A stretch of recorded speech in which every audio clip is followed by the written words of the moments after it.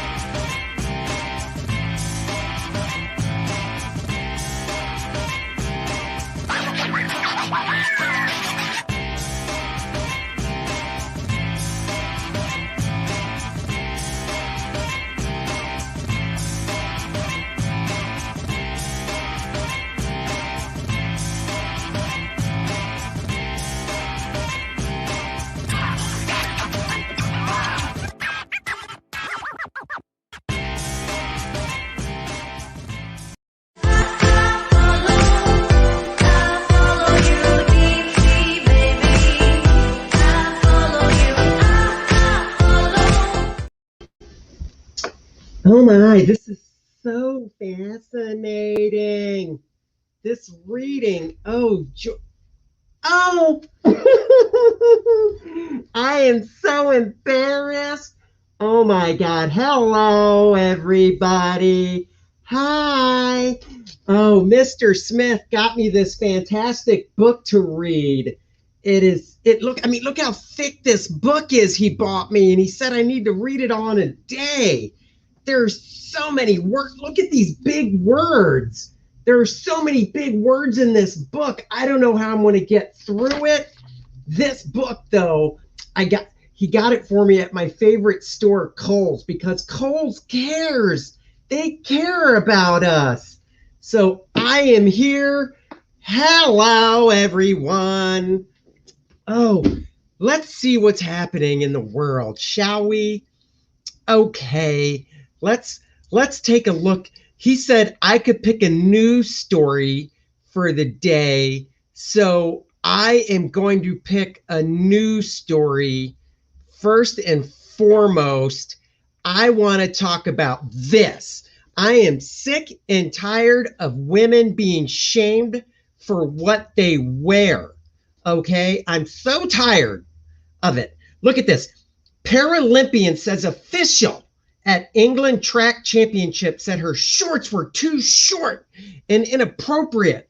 Oh my God, that is ridiculous. A Paralympic athlete who's qualified to compete in the upcoming Tokyo Games, those are the Olympics, says she was left speechless after being told by an official at the English Championships on Sunday that her competition shorts were too short.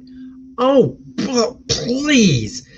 Olivia Breen says a female official made the comment after she competed in the Sunday long jump competition. She wrote about the incident on social media on Sunday because we all know social media is where you go to complain about stuff. I feel quite disappointed because just as I finished my long jump competition at the English Championships, one of the female officials felt it necessary to inform me that my sprint briefs were too short and inappropriate, Breen wrote. I was left speechless. I mean, she was traumatized for life. She just did this long jump, and then she's told those shorts are too short. That is disgusting. I bet that female official that told her that was probably some fat cow who couldn't even wear the shorts. Let's see what the shorts look like. Oh my, those. Look at the booty on that girl. I'm sorry, but those shorts, these girls need to be able to run and jump and not being hindered. She should be wearing a thong, if you ask me, to really free up her legs when she's running and jumping that far distance. Oh, geez. I think if I was a man, in fact, this girl could turn me gay. I'm just saying, I don't have a problem with those shorts at all. Not at, oh, look at her jump. Good Lord, that is just, I'm sorry, that Olympic woman should be fired for coming at her like that. Those shorts are just not too short at all. Have they seen what the beach volleyball players wear after all? All right, Mr. Smith is there motioning for me to give up the seat so he can get back to the show. So he wants me to show his campaign. There it is. I'll let him talk about it. Bye, guys. Thank you for having me. I appreciate it so much. I love coming on the show and seeing you. I'll leave you with this.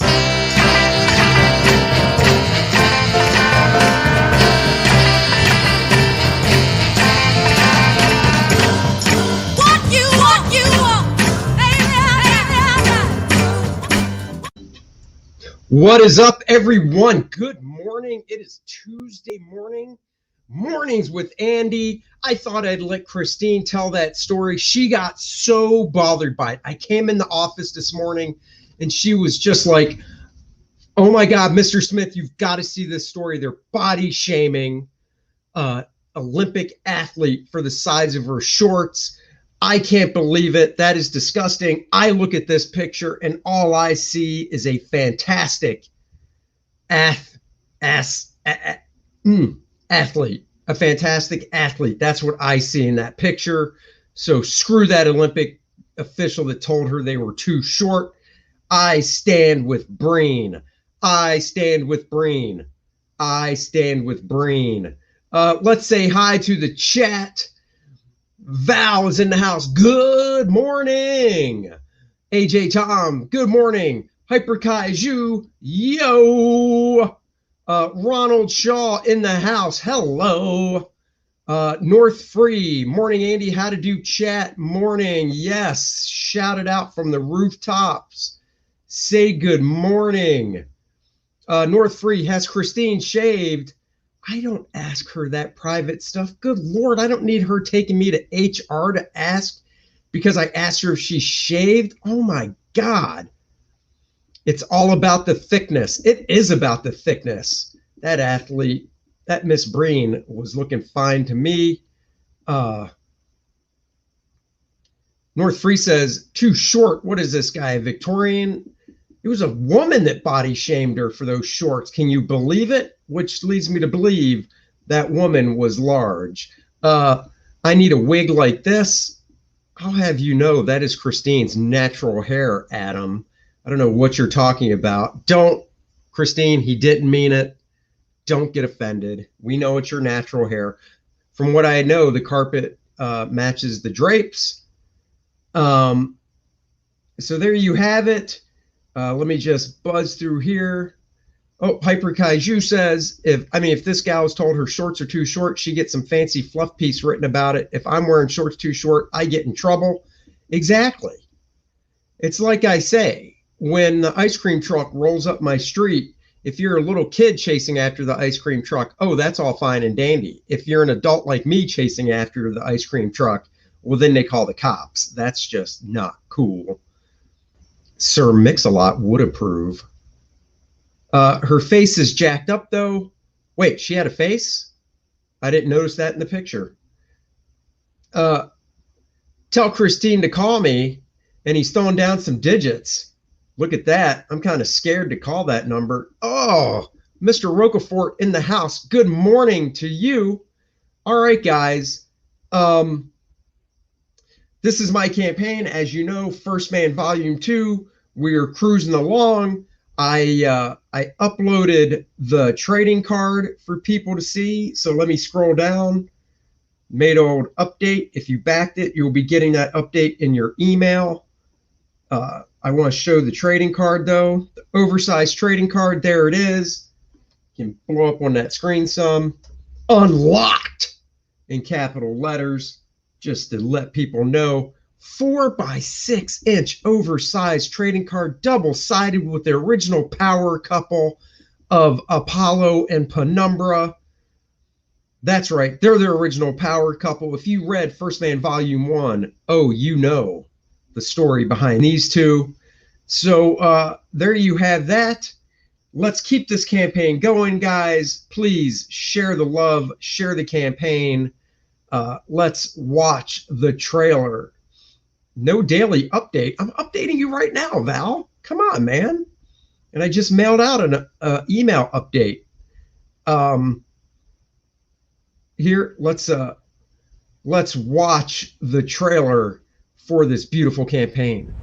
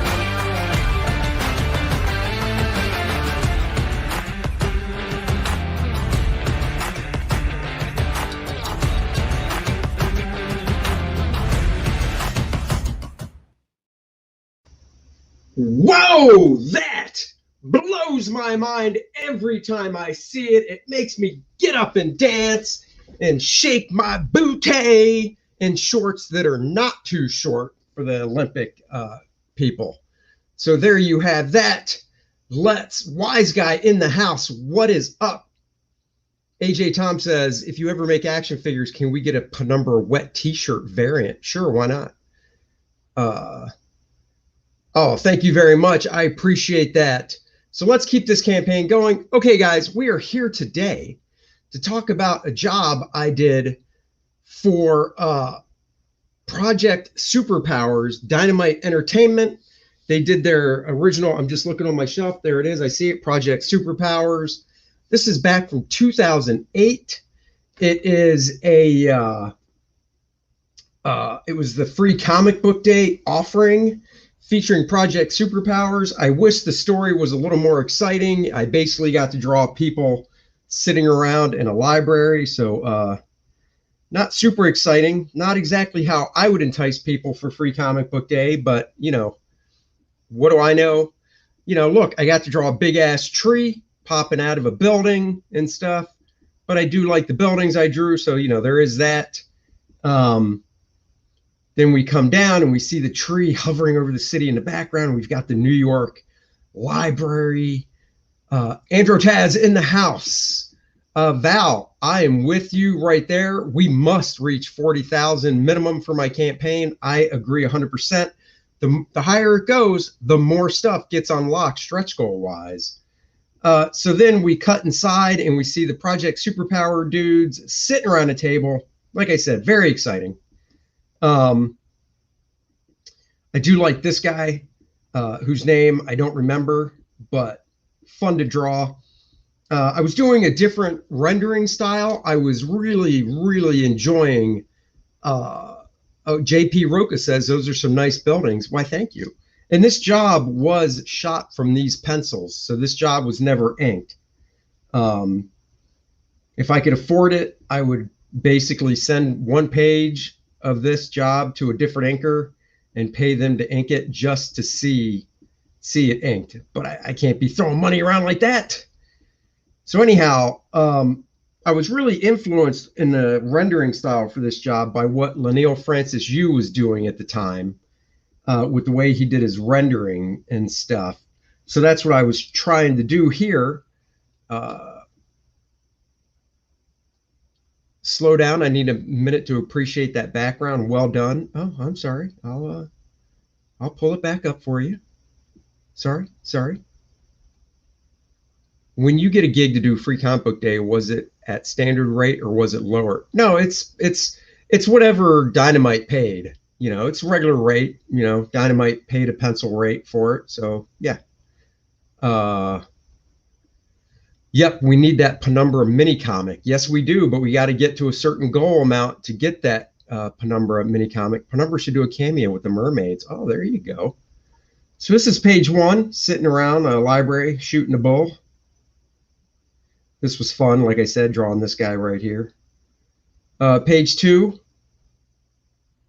So this is darker because I went in and darkened the pages up since I knew they were being printed from pencils only.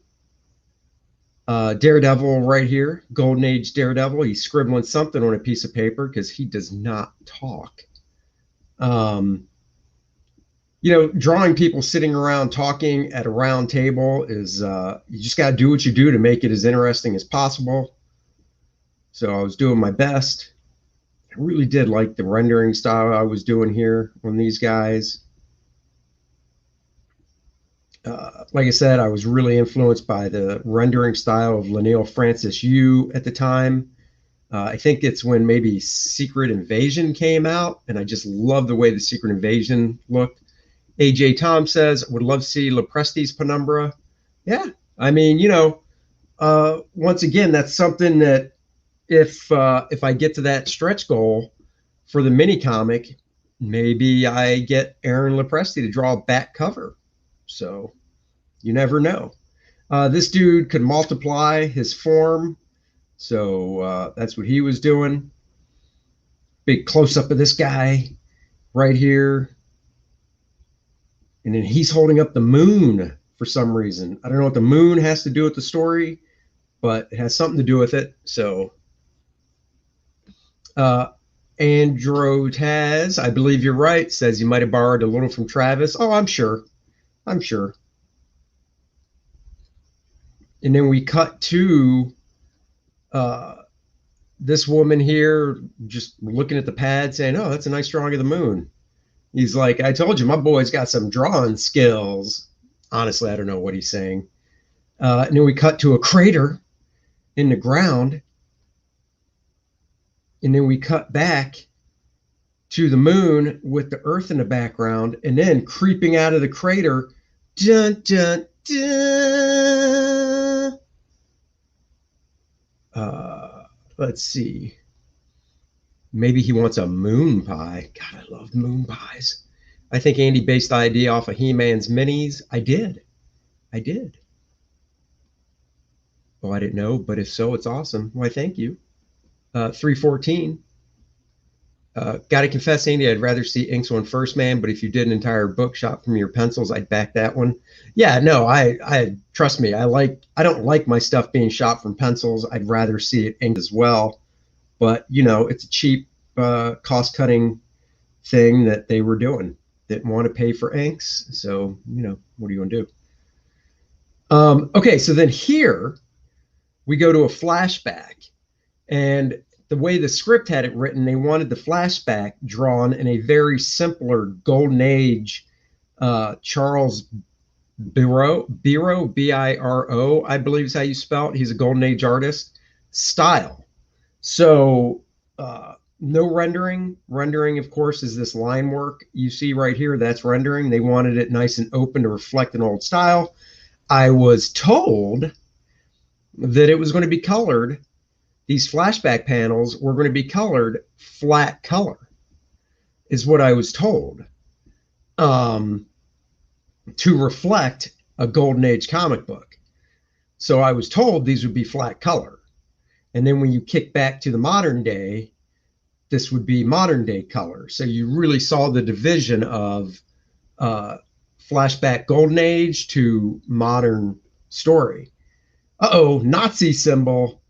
But unfortunately, when the book came out, they colored this the exact same as the rest of the book. So the Golden Age look was totally gone. So that sucks. Cut back. This is just a flashback. Look at that little book burning going on here. What the heck? Book burning. Oh, not cool. Little Hitler right there with the yellow, what's his face? Yellow claw. I can't remember his name. Right back there. I got to say, I really did actually enjoy this style, drawing in this style. She's like, oh my God, no.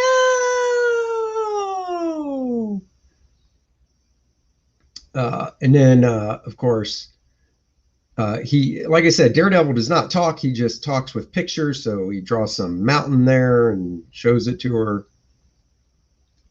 Then we get to the flashback again. So once again, remember, I even left a note for the colorist. Look, I'm not kidding. Right there. Flashback to 1940s art style, color flat with dots. This was supposed to be colored flat with dots. Good morning, Jay Lee. Hey, it's Shane Davis. What are you talking about? I saw some book birdie in Portland. Yeah, no doubt.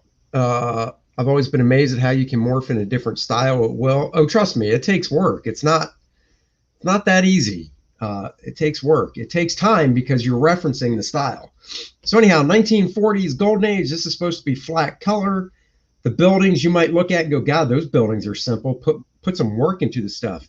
Well, I was supposed to be drawing like the golden age. And if you look at books, Superman and Shazam and books like that from the golden age, this is how detailed the buildings were, if not simpler. And then we cut back to the modern times. So once again, trying to draw as cool as I possibly can, guys sitting at a table, just chatting, shooting the bull. Oh, it's an old, okay, I get it. Before my time in Comicsgate, but I get it. So anyhow, shooting a bull. Then we get back to the golden age. So this was all supposed to be flat color, and I have the color, so I'd be able to show you how they did not color this stuff properly. We got the plane shooting at him. He's raging through the city. It's kind of like King Kong getting blasted there. And then we cut inside and we see it's Daredevil, Golden Age. So nice and simple drawing. He swats at the plane. And the plane, of course, totally ducks out of the way. Ronald Shaw says, I do like the pencil rendering. Why, thank you. This is only a 10-page story, so we're almost at the end. The volcano blows up, killing Yellow Claw. And then he holds up his notepad again going, I don't think he's gone. I never believed it. Do you believe you can fly? Do you believe you can touch the sky? Higher and higher. Van Halen. North Free, there's muscular style Andy art, manga style Andy art. How many styles do you have? As many as it takes. To answer that question honestly, when I went to the Kubert School, I was taught that as a commercial artist, you should be versed in being able to draw in different styles. Depending on the job, depending on the client. If a client's like, hey, can you draw in a cartoony style? Then you got to be able to draw in a cartoony style. So, that's the job of a commercial artist. Now, when you draw comic books, you do your own style and it's up to you. But, I've worked for other people that are like, yeah, could you kind of tweak it a little bit this way or that way? The funny thing is, after I turned this job in, when I first turned the job in, they were like, oh, that's interesting. And see, I knew I was doing a little different of a rendering style when I did this. So I showed them the first couple pages just to go, here's what I'm doing. Let me know if this is cool and I'll keep going this way. If it's not, I'm only 2 pages in. Because I did this after Stormwatch. And if you remember the Stormwatch stuff, it looked totally different style-wise. So I said, if you don't like what I'm doing on the 2 pages I've done so far, let me know, and I can go back and redo them to look like what I did on Stormwatch. And they were like, no, that's fine. Keep going. So I do all 10 pages just to find out, like a year later, they were really disappointed because they expected the Stormwatch style. And I was like, why didn't you say something when I sent you the first 2 pages? I literally asked you guys, this is what I'm doing. If you don't like it, let me know and I can change it. And they said it's fine. So that kind of annoyed me. But anyhow, back to the round table. She's standing up there to do some chatting about something. Uh, Closing in on the end of the story. They're walking down the hallway, leaving the library. This was a fun panel. I try to always do fun panels. I think this is the Green Llama, if I remember his name right. Don't remember this dude's name right here, but I love the skull and the costume, and just really enjoyed the rendering style. Cut to the outside shot of the library in New York. They're coming out to give a little talk to what looks like a bigger group of heroes right here. And then, of course, the big reveal is on the next page, so we can see the heroes. But, I thought these little figures came out really nicely and stuff. That was fun.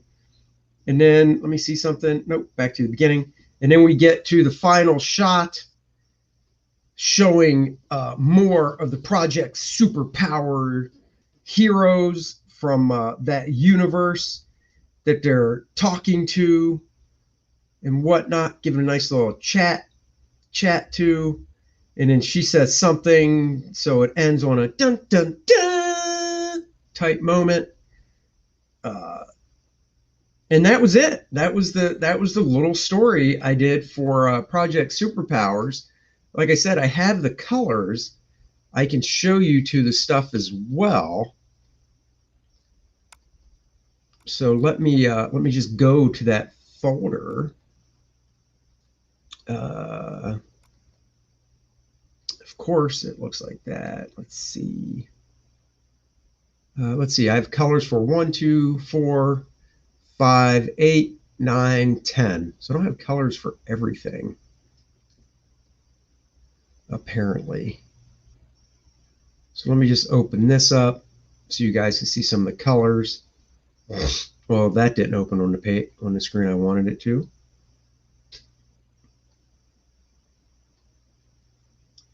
So here we go. Here are the colors to the stuff. I thought the colors, now don't get me wrong, I thought the colors came out really nice for shooting from pencils. The dude's name's the Black Terror. That's it, the Black Terror. Thank you very much for that. So yeah, I thought the colors, came out really nice for shooting from pencils, So I'm not complaining about how the colors came out. I'm just complaining that they didn't color the flashback stuff properly. The tick rules. Did I miss something with the tick? I love the tick. The tick is somebody that, if I had tons of income, or if I didn't need to make a living because the tick company doesn't pay that much, I would love to draw the tick. Oh, excuse me, that was the terror. Oh, sorry. Okay, so let's see. Let's go to another color page. These were the darkened up pages, I believe, that I sent in. So you can see, I think this is what I sent in. I don't know. You can see I darkened up the black areas to be nice and rich. I really enjoyed drawing the Black Terror, I got to admit. Maybe this is the high res. Oh, yeah, this is. Ugh. So, whoops. So, really want to darken the pencils up when I ink this stuff. Or not inked, but scanned it from my pencils. So here's that page in color. Once again, colors came out nice. Just not for the flashback stuff, because they totally ruined the visuals of 1940s, which they specifically asked me to draw in that style. But, love this panel right here, the light and stuff. Just showing some more of these are the final pages. Here we go. This is the flashback stuff. Now, don't get me wrong. The flashback stuff's colored nice, but you don't get a sense that it's a flashback anymore because it's colored just like everything else. You know, these guys, a little scritchy scratch there, showing the Nazi symbol, those bastards. The first live Tick TV series starring Patrick Warburton as the Tick was awesome. I agree. The new one, yeah, I didn't get into the new one that much. I love the original. See, this would have been so, I mean, this looks good right here. This first panel looks good, but think how much cooler it would have been if it was colored flat color with the dot pattern and stuff to really show a 1940s style. You know, once again, I think this looks really nice. It's just, you know, doesn't have that 1940s style at all. So, and then Heil Hitler burning books. She's like, oh my God, like anybody with a brain should be at old book burning and stuff. It's really hard to tell this stuff wasn't inked, isn't it? Once I went in and adjusted everything in Photoshop, doing a little Photoshop magic. The burning, the moron Nazis and stuff. That should be Hitler in that fire getting burned. But like I said, she's like, oh my God. And of course, you saw that page. Here it is in color. It's, again, very nice color. I mean, the nice part about seeing this in color is I go, wow, I could draw really simple and then get this guy to color it. And I mean, just really, it just shows you with modern day color. And this goes off of yesterday when I was showing the Brian Boland, Dave Gibbons work where they did all the tonal variation in black and white with the inks, whereas because color was flat color, so you had to do that. Whereas with modern day color, I mean, look at this top panel. There it is in black and white, very open, very flat, very coloring book. And then you see it in color and you're like, wow, that has come to life. Here's that flashback page. Once again, pretty flat, not much depth to it. But then in color, boom, everything gets, you know, really is rendered up and looks great. You know, there's that, I don't think he's gone, I never believed it. That is my handwriting. That's my garbage handwriting right there. That is me trying to write neat, by the way. And then, oh, I don't have this page in color. What's going on? Oh, I thought I had, oh, wait, hold on. Maybe I do. Oh, there it is in color. So here it is. I mean, once again, look at that. That's gorgeous. It's just, you know, the problem is it became less Andy Smith and more colors. I'd rather have unfiltered Andy Smith. That's what my wife says. She doesn't. In fact, when my wife thinks about me unfiltered,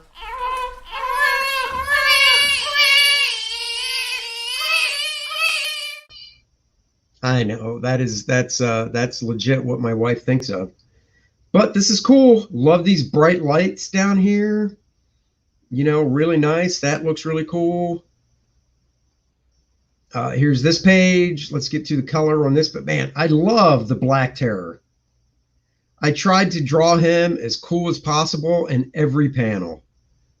You know, I mean, this dude, the Black Terror, that dude's just cool. So I tried to get that across in every panel I drew of him. Here we go. I love the color effect on the Black Terror. This outside shot of the library came out really, really nice. Blow this up some. I mean, that is just the glow. So cool. I got to tell you, Dynamite could have had me draw some more superpower stuff after this, and they missed the boat. They really missed the opportunity because I was ready to do more for them, and that was it. This is all I've done. They totally missed the boat. And then here is, oh, this is the actual last page. So the original one I showed, I drew the wrong characters. because they sent me the wrong reference. So I had to go back in and add Daredevil here and then redraw almost everybody in this page because I drew the wrong ones. This was cool, this Beetle guy. God, I hope I have the colors of this page. Do I have, oh, wait, or is this the right one? This is page 10. I don't remember which is the right page. No, this is the right page. Yeah, revised. So this is the correct one that saw print right here. Thank you. Thank you so much. A lot of modern coloring is awful. I hate it when colors go in and try to model on top of art. If you want to do it, learn to pencil. Oh, that is sometimes true. The colorist has to know when to pull back. So this is revised. This is the revised one where I drew the proper characters in the panel. Like I said, I kind of have fun with this rendering. It's kind of European looking, little Mobius in a way. The way I did the line work and stuff, left this guy totally open for color. This guy looks pretty cool. And then this was, of course, the one I drew by, not my mistake, but they didn't send me the proper reference. So, and did I get paid twice? No, I did not get paid twice. So that was sad. Dynamite went woke a few years back, made their money off sexy ladies. Now sexy is bad. Sexy is real bad. I hope I have the colors to this. Come on. No, I don't have the colors of that last page. Oh, yes, I do. Here are the colors to it.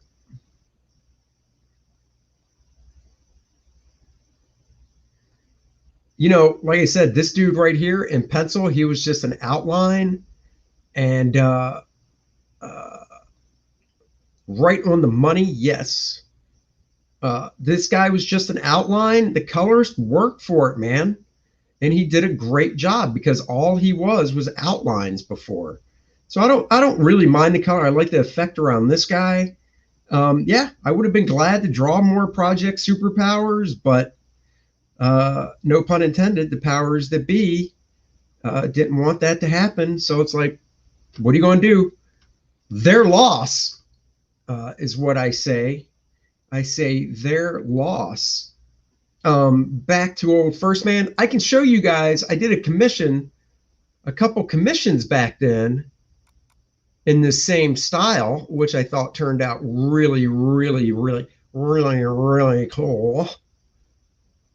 Was that Jack Benny I was trying to do? I think that might have been Jack Benny. I'm not sure. I can't remember Jack Benny's accent. It's a really, really big shoe tonight. We have a really, really big shoe. Let's come to the really, really big shoe. I remember I did this one commission of, I think it was the Shield characters from Archie Comics for this guy. And I drew it, and he was like, oh, that's not the angle I thought you were going to do. And I was like, well, you don't, when you commission me to do a drawing, it's not really up to you what angle I draw. Oh, crap, I just realized I got to double check, make sure the video is coming through nicely on my my Facebook, or not my Facebook, but my stream. Hold on, got to lower the volume down. Nobody wants to hear me. Oh, yeah, video's coming through. All right, so let me see. Shield. Where is it? Oops. I thought that was the character's name. S-H-I Shira. Nope. Oh, what was that character's name? What was his name? I know it's that character, but I must have named it something else. Well, here's something I can show you guys. Here's a drawing of Mark Millar, some of Mark Millar's characters. If it opens, everything's opening slow. Oh, here we go. Well, it'll get there. Oh, there we go. So we've got Kick-Ass down below. We've got Superior up here, and then we've got Nemesis right here. So this was a fun drawing of Mark Millar's characters I did. I think I still have this. It never was inked. It was something I did just in pencil. I don't think it was inked. I know I used it for the cover of one of my sketchbooks. Not Your Parents' Comics, Better, Miller World. Oh, I think I put that on it to show Mark. So this was pretty fun to do. Oh, Alex Ross is coming. Oh, Ed Sullivan. There you go. They can't afford a quality artist when they spend all their money on us. Yeah. To be honest, most just don't really understand lighting in some cases. Yeah, that's true. Yes. You know, the funny thing is, with that free comic book day Project Superpowers story I did, out of everything that I've seen them reprint at Dynamite with Project Superpowers, everything they've reprinted at Dynamite, they have not reprinted that story. That one story, as far as I know, has never been reprinted in any trade paperback, and it just blows my mind. I'm just like, do you guys hate me? Do you guys hate the story that much? I mean, what's the deal? You've reprinted like everything except that. So I don't get it. And it's just like, whatever, guys. I know lots of people that thought it came out awesome. Let's see. Oh, here's a joke. Here's something fun I did. Trying to get it to pop up. All right, I see it doesn't want to pop up the normal way, so I'll have to do it a la the old way. All right, that's just taking forever. Yeah, so I don't know what the deal was with them not reprinting it, but I should actually ink this piece. I don't know, I just don't have time to go back and do stuff like that. I've got my book to draw, but I do like the Miller World universe. I do enjoy that stuff. So let's see, where was I? Trying to find that commission I did of those the Shield characters, but I'm blanking on the name. What do you guys think of do you guys remember? Do you remember a character named Thunder Bunny? Thunder Bunny, do do do do do do do do do do do do. Thunder Bunny, Thunder Bunny. Thunder Bunny was a character that I remember reading in the 80s. I always thought it was cool, created by Brian Buniak. So I thought, you know what? I'll take a crack at drawing Thunder Bunny, and did this about a decade ago. It's very fun to do because I love Thunder Bunny. Thunder Bunny. So there you go. There's Thunder Bunny. Here's a different character. Here's the Signal, I believe he's called, from DC Comics. This character was Bunny or Buddy? It's Thunder Bunny. Good to see me on Comicsgate Kings. I plan to be there every Monday night. Don't worry, Andy. The only thing they'll have to print soon is old stuff. They certainly do a lot of covers, that's for sure. So this is the Signal. This was a little sketch I did. I thought the design was pretty cool. The shoulder pads. This is I believe Cully Hamner, the artist of the miniseries, designed this costume. I like the costume design, but the shoulder pads on the costume don't work. And the reason they don't work, this exists. Yeah, I'll show you. The reason these shoulder pads don't work is because the way he designed the costume, when his arms are down, you see them line like this. But then when he raises his arm up, that would mean this comes up, and he doesn't really show what's going on in this area when he lifts his arm up and whatnot. So it's kind of weird. It's one of those designs that looks cool but isn't super functional in certain areas. But, you know, this was fun to draw. The helmet, yeah, the helmet's kind of dumb. Looks more like a cat up here, doesn't it? So, what do you want to do? What do you want to do? Now, for those of you that don't believe Thunder Bunny exists, well, guys, I'm going to prove you wrong. And no, I don't mean Thunder Bunny Labs. I don't even know what the hell that is. So there we go. Right here, Thunder Bunny. Okay, Warp Graphics. I have this issue. I have every issue of it. This is one of my favorite shots from a kid by Brian Buniak of Thunder Bunny. I thought that was really cool. This is cool. So yeah, I have all these Thunder Bunny books. You got Jerry Ordway inking a cover of Thunder Bunny over Brian Buniak. So yeah, Thunder Bunny's a real thing, but he's no First Man Volume 2 Learning Curve, as we all know. So definitely get on that, guys. Now, going back, I am determined to find that shield piece I was telling you guys about. You know, I might just have to find it for another day because I also don't want to spend tons of time looking for it and not. Oh, wait, hold on. Here it is. No, it was Wonder Man and the shield. This was the first version I did for the guy.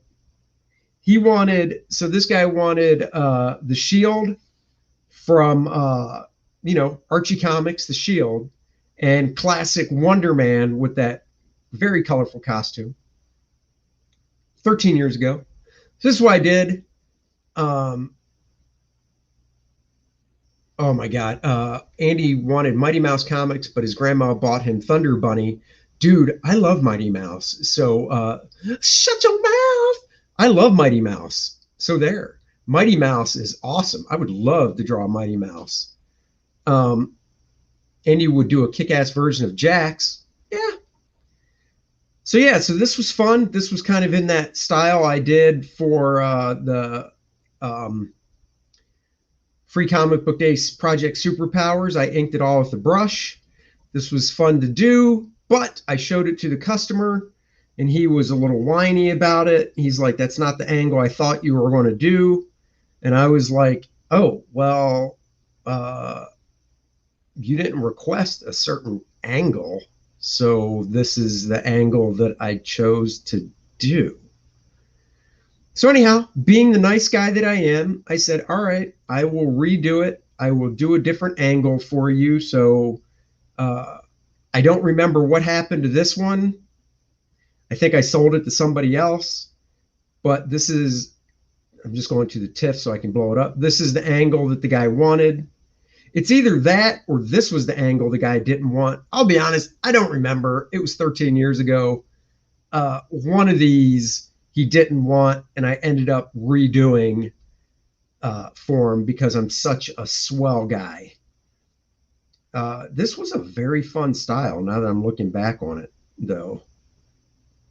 You know, one of my favorite parts of this, holy crap, I did not want to get that big. One of my favorite parts, this foot.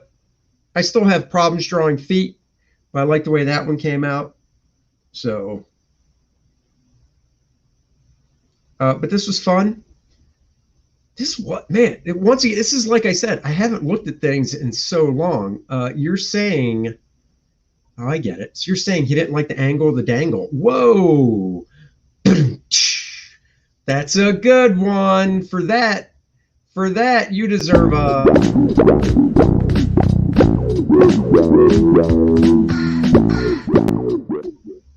Hello. This was fun though. Now that I look back on it, doing these cast shadows this way and doing the rendering the way I did, this was a fun style to work in now that I look back on it. So, if somebody called me up and said, hey, we want you to do a book and we want it in this style, I'd be like, you got it. No probs. It would probably take me a couple pages to get back into, but I could do it. So there you have that, guys. All right, guys, we're going to end with, once again, First Man Volume 2. Well, it's no Killadong, that's for sure. Oh, man, I'm never going to live down Killadong. What is this?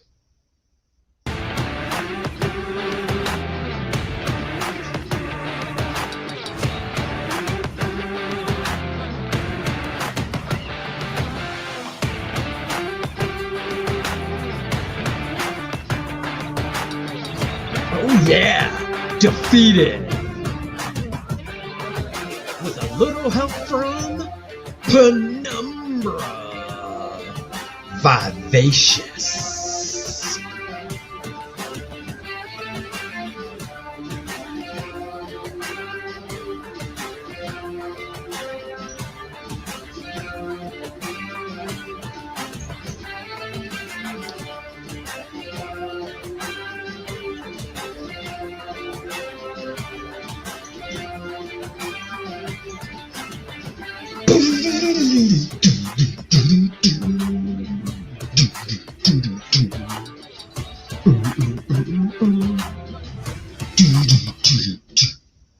There it is, guys. First Man 2 learning curve. Please go back this project if you haven't already. We need to grow this puppy to 25, 30, 40 grand. That's what we need to do. I like Andy grooving on the side. Dude, I do that when I listen to music all the time. Who did your music? The music, I don't know. The guy that did the video did the music or found that music, and he did a great job with it. Should totally be an intro for a First Man cartoon. You are correct. That would be pretty cool. Guys, I got to go wake my kid up because she has an appointment at 10 o'clock. So I'm going to go do that. I appreciate you all joining me again, and let's remember what I like to bring back.